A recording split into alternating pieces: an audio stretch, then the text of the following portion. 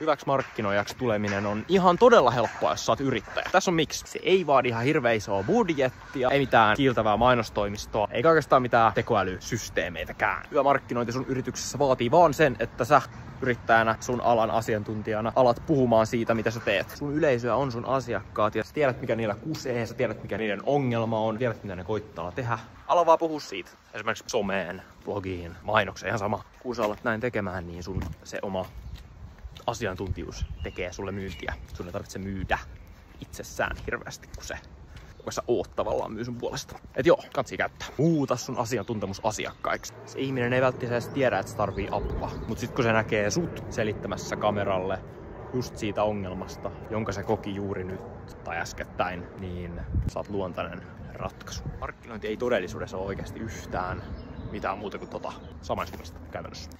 Tää tyyppi tajuu mua. Tää ymmärtää mun ongelman. Tää voi auttaa mua.